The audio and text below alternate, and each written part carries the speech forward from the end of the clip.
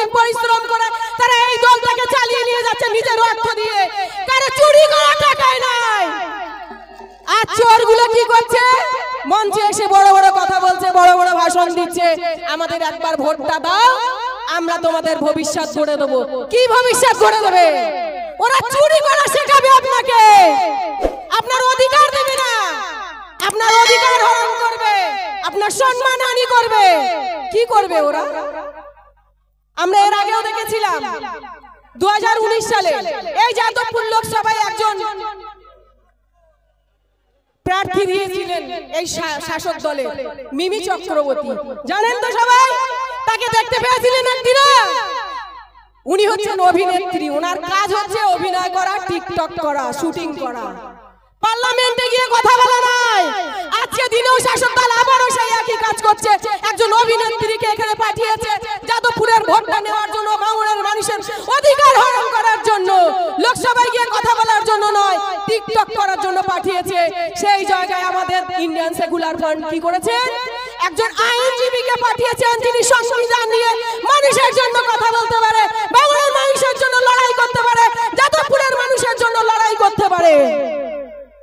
আপনারা সংবিধান চান না টিকটক ভিডিওওয়ালা অভিনেত্রী চান? কোনটা একটু জানাবেন? সংবিধান চান, আইনজীবী চান না অভিনেত্রী? একটু জোরসে বলুন। সংবিধান। আমরা অ্যাডভোকেট চাই। কেন?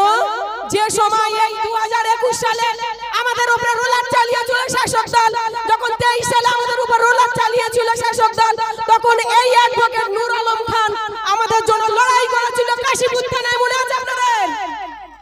বারাইপুর, আলিপুর, হাইকোর্ট, জজ কোর্ট, প্রত্যেকটা কোর্টে আমাদের জন্য প্রতিনিয়ত লড়াই করেছে, ঘাম ঝরিয়েছে। আরো অনেক অ্যাডভোকেট আছে, তারাও কিন্তু ক্যান্ডিডেট হয়েছে। ডায়মন্ড হারবার মজনুর আলম হয়েছে, আমাদের জামির দা হয়েছে বারাকপুর, আরো অনেক জায়গায় আছেন, কোথাও প্রফেসর, কোথাও ডাক্তার, কোথাও মাস্টার। আর শাসক দলের নেতাদের দেখুন, এরা ক্ষমতায় আছে, তারপরেও কোথায় অভিনেত্রী, খেলোয়াড়, কোথায় সেলিব্রিটি, এদেরকে প্রার্থী করছে কেন বলুন তো? ভয়ে। আইএসএফকে দেখে খুব ভয় লাগছে না? ভয় লাগা ভালো, ये डर हमको अच्छा लगा। ममता दीदी, आपका डर हमें बहुत अच्छा लगा है। বাংলার মানুষ আপনাকে বুঝিয়ে দিয়েছে, আপনার রাতের ঘুম হারাম হয়ে গেছে।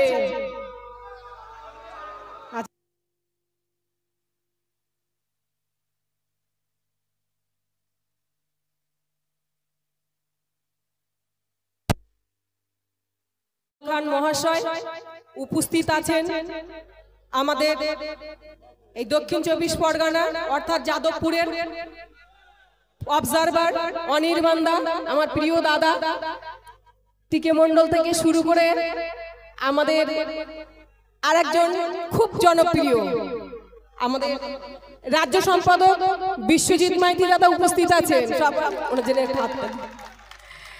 উনি অনেক দূর থেকে এসেছেন এবং ওনার একটা চোখের অপারেশনও হয়েছে, আপনারা হয়তো কম বেশি সবাই জানেন।